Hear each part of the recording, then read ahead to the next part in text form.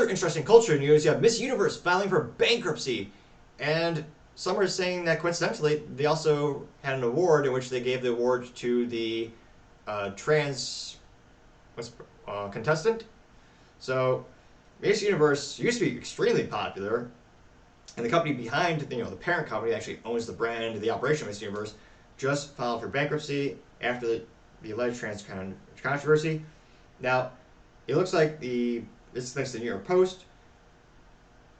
In 2023, the Miss Universe pageant was well known for its inclusion of transgender contestants, which still take place come Saturday. The JDN Global Group, which I don't know what kind of marketing that is, not very inspirational, but nevertheless, this organization called the JDN Group, behind it, filed for bankruptcy just days before the event. A Thai business tycoon and transgender activist Anne Jakrajutapit,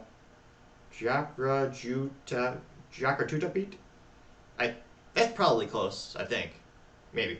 Let me know in the comments. Now, that individual bought the organization for $20 million. Jakrajutapit, who has come to international fame as a transgender celebrity, describes the purchase as a strong strategic addition to our portfolio, unquote. Well, not so much because they're going bankrupt. But a year later, the franchise became unstable. Look, just within a year, they drove it into the ground. That's almost like a government level in ineptitudes. Now, a public document sent to the stock exchange from Thailand from JDM Global Group declared JDM Global Group Public Company Limited, the company, has filed a petition for a business rehabilitation with the Central Bankruptcy Court under the Bankruptcy AEBE 2483. As on November 8th, the Central Bankruptcy Court has subsequently issued an order to accept the petition for the business rehabilitation of the company on November 9, 2023.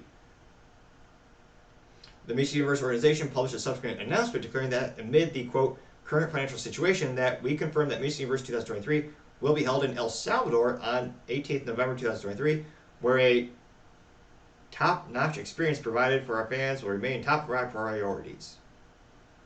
This year's Miss Universe pageant is slated to feature at least 2 transgender people who identify as women for the first time. Miss Portugal, a flight attendant named Mariana Machete, and Ricky Coley, who is the first transgender from the Netherlands. This follows Spain's Angela Pons, who was the pageant's first trans contestant overall in 2018, but did not advance to the finals. Now, Machete released a video in September lamenting that the, quote, rising levels of transphobia and intolerance are alarming worldwide. But they noted it's heartwarming to see that the Ms. Universe organization is so inclusive and breaking boundaries and all that.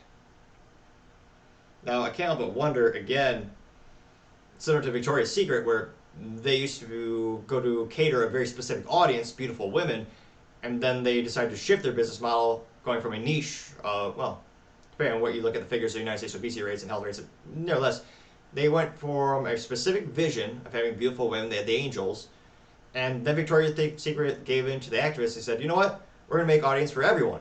And I guess that's a pun moderately intended as a go everyone, because they meant the big folks too, as well as the trans community, which they thought was a bigger sample size and bigger perspective. Well, not just pun intended for bigger, but they thought it was a greater sample size and a greater perspective clients that they could reach. But then they lost about $1 billion.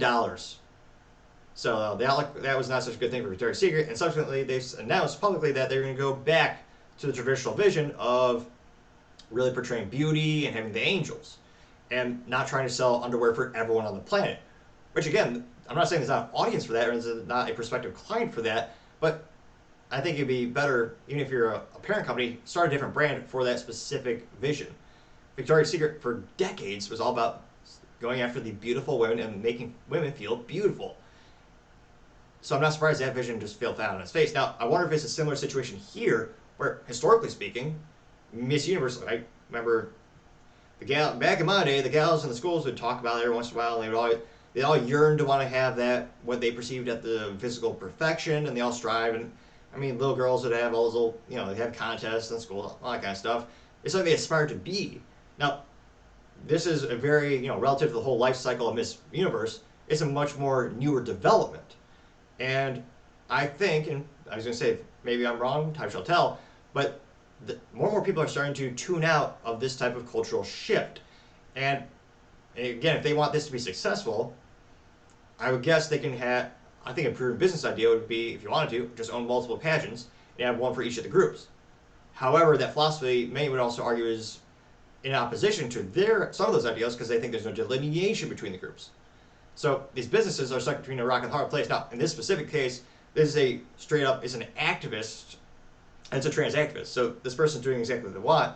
And maybe they inherited the company and the books were bad already, and the finances were not good, so they're starting to reset the button, so to say, which business owners just throughout time and companies have done before.